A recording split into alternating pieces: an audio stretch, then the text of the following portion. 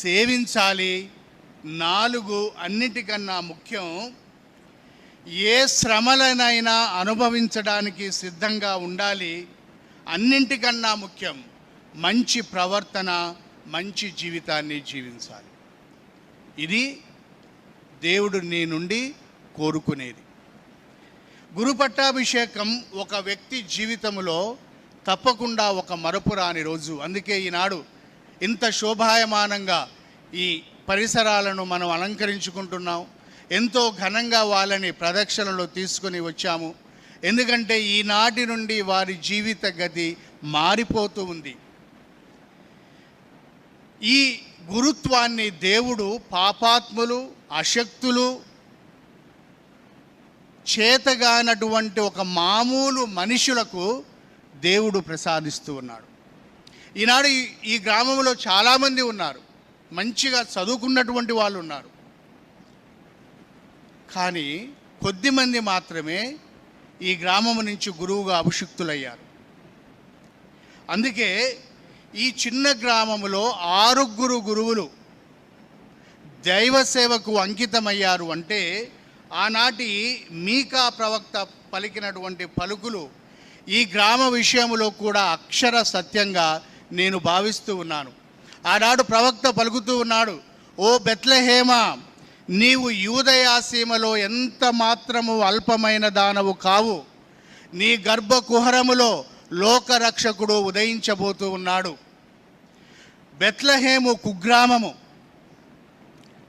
అయినా అలాంటి గ్రామము నుంచి లోకరక్షకుడు బయలుదేరాడు. ప్రవక్త పలికినటువంటి పలుకులు ఈ గ్రామం విషయంలో కూడా నిజమవుతూ ఉన్నాయి.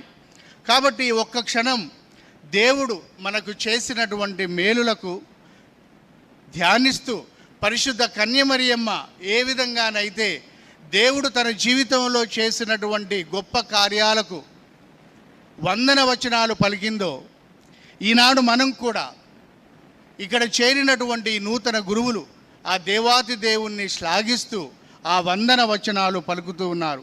నా హృదయం ప్రభుని స్తుతిస్తుంది, నా రక్షకుడకు దేవుని యందు నా ఆత్మ ఆనందిస్తుంది.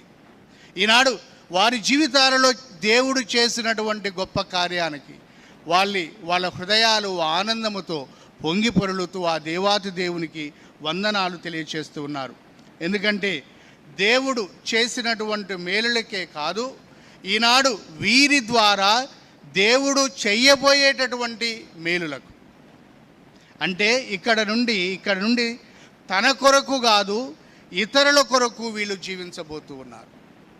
తన కోసం తాను జీవించేది స్వార్థం, ఇతరుల కోసం జీవించేది నిస్వార్థం. ఈ నిస్వార్థ సేవా పారాయణులై ఈనాటి నుండి వారి జీవిత గమనాన్ని ప్రారంభిస్తూ ఉన్నారు గురువుగా. కాబట్టి వీరి కోసం నిత్యం మనం ప్రార్థించాలి.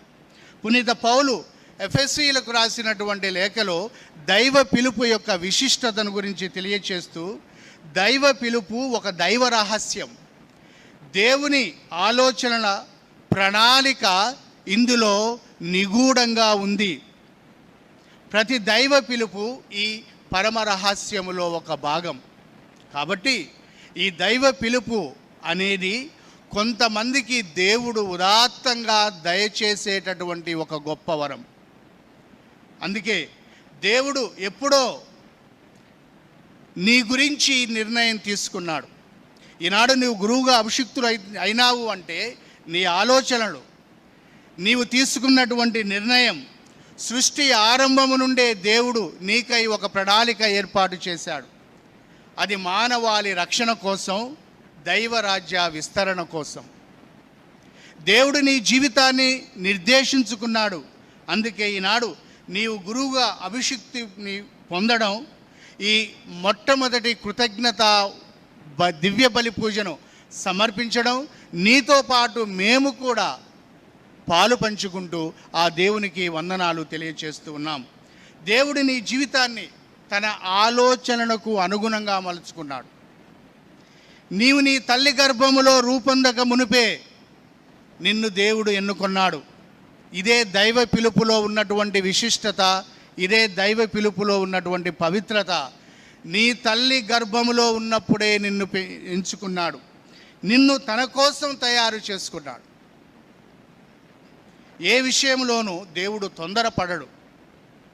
దేవుడు తన ప్రణాళిక ప్రకారమే వెళ్తాడు. సృష్టి ఆరంభము నుండి ఇది మనం చూస్తూనే ఉన్నాం.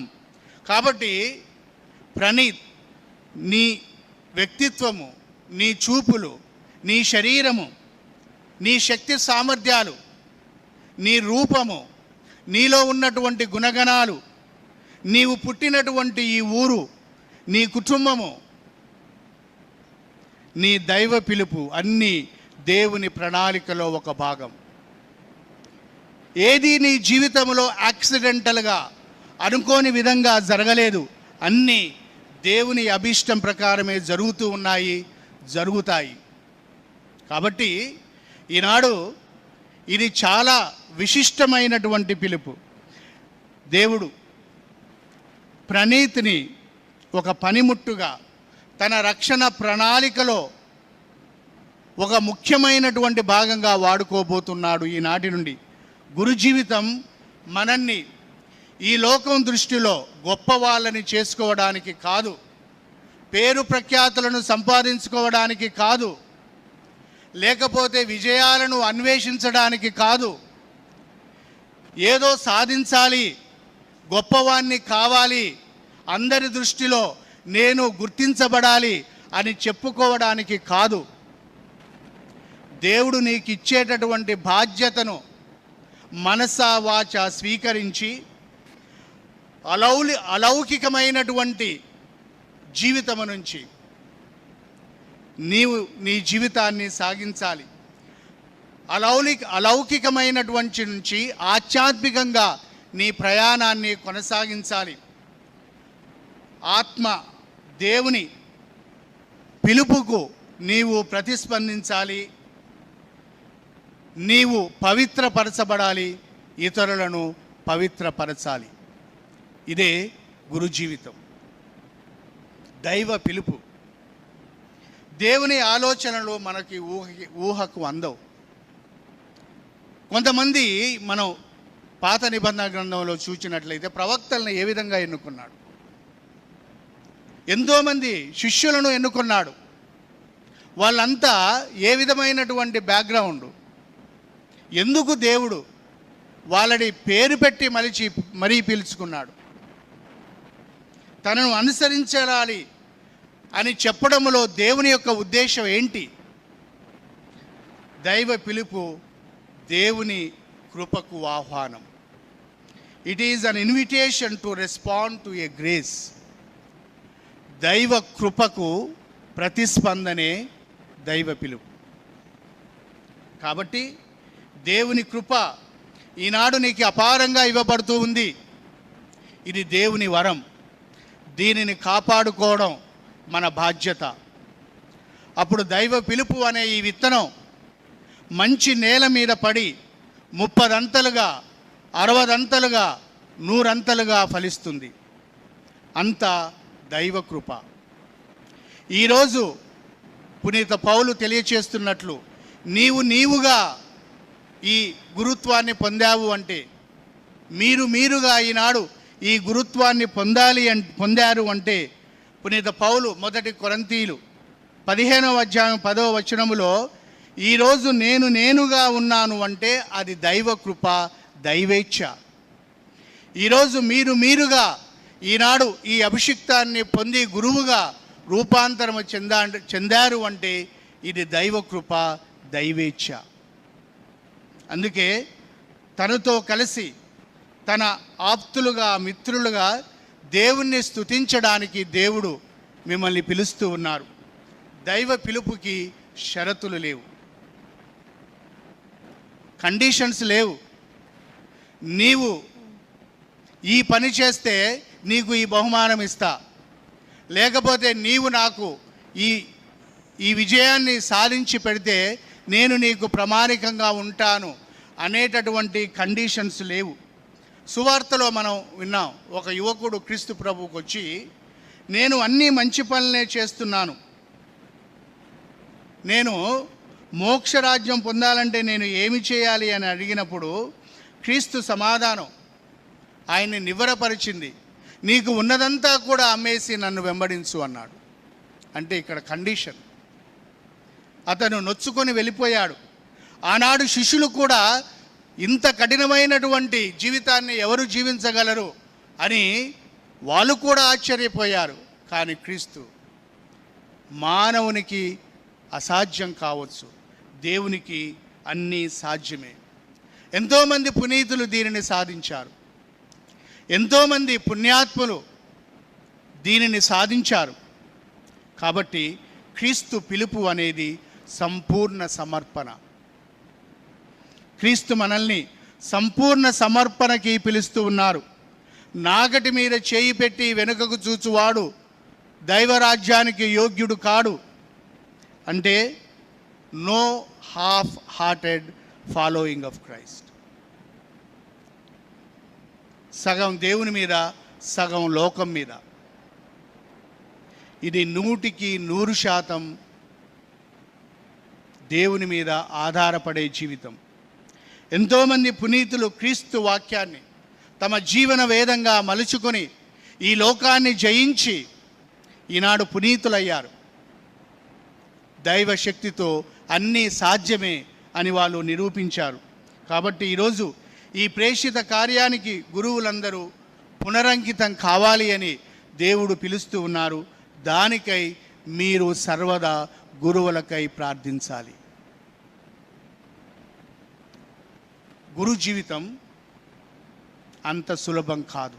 గురువు ఒక సమాజం నుండి ఎన్నుకోబడతాడు. ఈనాడు ఎంతోమంది ఉన్నారు ఈ గ్రామంలో. కానీ ఎందుకు ఈ 6గురిని ఎన్నుకున్నాడు? ఈ క్రైస్తవ సమాజం నుండి గురువు ఎన్నుకోబడతాడు. అందుకే ఇక్కడ క్రైస్తవ సమాజం మొత్తం దేవునికి వందనాలు తెలియచేస్తూ ఉంది. ఇది మనందరికీ ఒక వరంగా దేవుడు ప్రసాదించినందుకు ఇది దేవుడు ఏర్పాటు చేసినటువంటి దినం. అందుకే ఆ దేవదేవుని ఈనాడు మనం స్తుతిస్తున్నాము. దైవ పిలుపును అందుకున్న గురువు క్రీస్తు రక్షణ ప్రణాళికను కొనసాగిస్తారు. ఈ రక్షణ ప్రణాళిక కొనసాగాలి. గురువులు దేవుని చేత పిలువబడాలి. గురువులుగా అభిషిక్తులు కావాలి. క్రీస్తు చేసిందే గురువు చేస్తారు. క్రీస్తు ప్రబోధించిందే ప్రబోధిస్తారు. అందుకే ప్రతి గురువు అపర క్రీస్తు, ప్రతి గురువు మరో క్రీస్తు. క్రీస్తు ప్రభు యెషయా గ్రంథం నుండి చదివినటువంటి అక్షరాలు ఈనాడు మనం సువార్తలో విన్నాం. ప్రభువు ఆత్మ నాపై ఉన్నది, పేదలకు సువార్తను బోధించడానికి ఆయన నన్ను అభిషేకించెను. ఈరోజు క్రీస్తు చెప్పిన ఈ మాటలు లూకా సువార్తలో, నేడు మీ ఎదుట ఈ లేఖనములు నెరవేరినవి. ఇన్ని రోజులుగా మీరంతా ఎదురు చూశారు. ప్రణీతు ఎదురు చూశాడు. గురువుగా అభిషిక్తుడు కావాలి అని ఇన్ని రోజులుగా తనను తాను సిద్ధపడాడు. ఈనాడు ఈ లేఖనములు మీ మధ్యలో నెరవేరినవి. కాబట్టి యెషయా గ్రంథంలో ఉన్నటువంటి మాటలు ప్రతి క్రైస్తవుడు అన్వయించుకోవాలి. మరీ ముఖ్యంగా ప్రతి గురువు.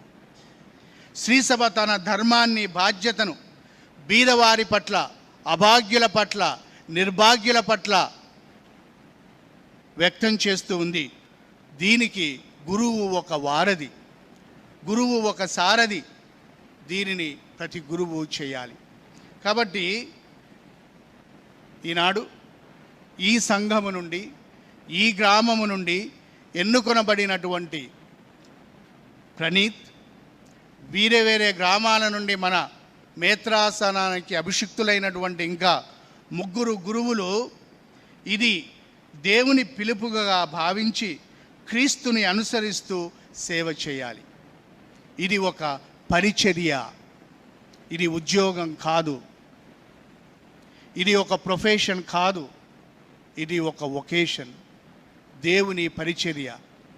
ఈ పరిచర్యలో క్రీస్తుని అనుకరించాలి, క్రీస్తుని అనుసరించాలి. మనము అశక్తులము, మనలో శక్తి సామర్థ్యాలు లేకపోవచ్చు. ఎంత అశక్తులైన దేవుడు ఈ బాధ్యతల్ని మనకు అప్పగిస్తూ ఉన్నాడు అందుకే పునీత పౌలు 2వ కొరింథీయులో చాలా చక్కగా వివరిస్తూ ఉన్నారు. మట్టి పాత్రలో ఆధ్యాత్మిక నిధి లాంటి వాళ్ళము మేము. తన కృప వలన దేవుడు ఈ సేవను మాకు అనుగ్రహించాడు. మాలో గొప్పతనం ఉందని కాదు, మాలో శక్తి సామర్థ్యాలు ఉన్నాయని కాదు, మేము మీకంటే గొప్పవాళ్ళమని కాదు, కానీ మేము అధైర్యపడము. సిగ్గుపడిన దగిన పనులను విసర్జించితిమి. ఏలైనా మేము బోధించున్నది మమ్ముగూర్చి కాదు, యేసుక్రీస్తు ప్రభు అని ఆయన కొరకు మేము మీ సేవకులమని బోధించుతున్నాము. కానీ ఈ ఆధ్యాత్మిక సంపద గలవారమైన మేము సామాన్య మట్టి పాత్ర లాంటి వాళ్ళం. ఏలైనా ఈ మహత్తర శక్తి దేవునిదే కానీ మాది కాదు. మట్టి పాత్ర కింద పడేస్తే పగిలిపోతుంది. అంతటి అయోగ్యమైనటువంటి జీవితాలను దేవుడు పిలిచి యోగ్యులను చేస్తూ మట్టి పాత్ర లాంటి ఈ జీవితాన్ని ఒక మహోన్నతమైనటువంటి జీవితంగా దేవుడు మలుస్తూ ఉన్నారు. అందుకే గురుత్వ జీవితము విశిష్టమైనటువంటిది, అతి పవిత్రమైనటువంటిది. సెయింట్ జాన్ క్రిసోస్టమ్ గారు చాలా చక్కగా గురుత్వాన్ని గురించి తెలియచేస్తూ ఉన్నారు. గురుత్వ విధులు, బాధ్యతలు భూమి మీద నిర్వహించబడ్డ గురుత్వము యొక్క ఘనత, గొప్పతనం పరలోకములో పరిగణింపబడుతూ ఉంది. గురుత్వం క్షయమైనది కాదు, అక్షయమైనది. అంటే గురుత్వము లౌకికమైనటువంటిది కాదు, అలౌకికమైనటువంటిది. శ్రీసభ యావత్తు అర్పించేటటువంటి ప్రార్థనల కన్నా ఒక గురువు బలిపీఠముపై అర్పించే దివ్య బలి పూజతో సరి సమానం కాదు. ఈ లోకములో మనందరం త్యాగం చేసే ప్రాణాలు అర్పించిన, ఇన్ని ప్రాణాలు మనం అర్పించిన గురువు చేసే ఒక్క పూజా బలి, దాని ద్వారా వచ్చే ఫలితాల ముందు ఈ మన త్యాగాలు సరితూగలేవు.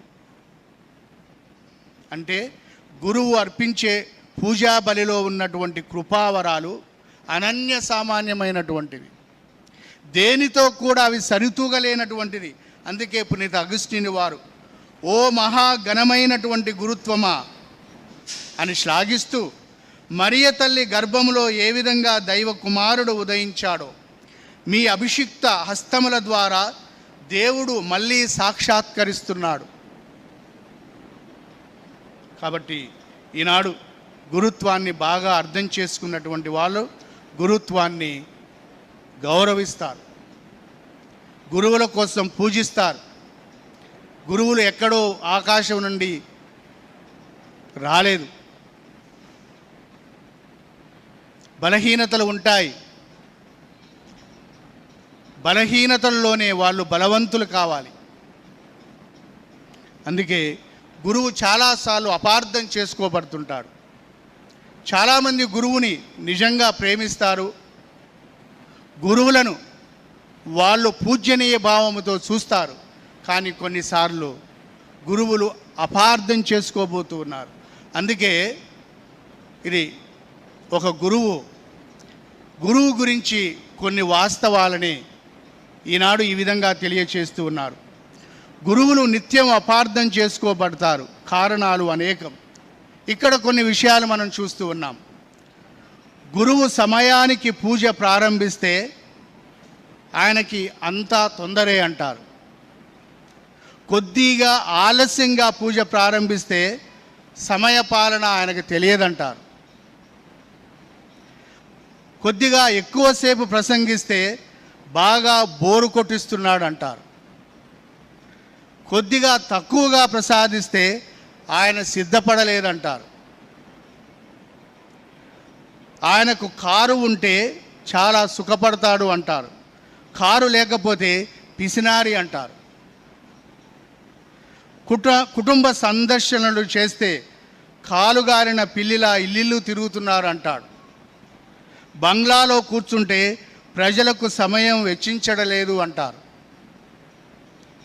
దేనికైనా విరాళాలు అడిగితే డబ్బు పిచ్చి అంటారు. అడగకుండా వదిలేస్తే చర్చి అభివృద్ధి చేయడం లేదంటారు. యువతతో కలిసి పనిచేస్తే పెద్దవాళ్ళని గౌరవించడం లేదని అంటారు. సాదా వస్త్రధారణ అయితే మరీ చీకిపోయినట్లున్నారు అంటారు. పోనీ మంచి వస్త్రధారణ అయితే టూ స్టైలిష్ అంటారు. వృద్ధ గురువు అయితే విశ్రాంతి తీసుకోవచ్చు కదా అంటారు. యువ గురువు అయితే అనుభవం తక్కువ అంటారు. గురువు ఉన్నంత కాలం ఆయనలో ఏదో ఒక వెలితి కనపడుతూనే ఉంది. అది కొన్నిసార్లు నిజం కావచ్చు, కొన్నిసార్లు అబద్ధం కావచ్చు. కానీ ఆయన మరణిస్తే మాత్రం ఆ స్థానాన్ని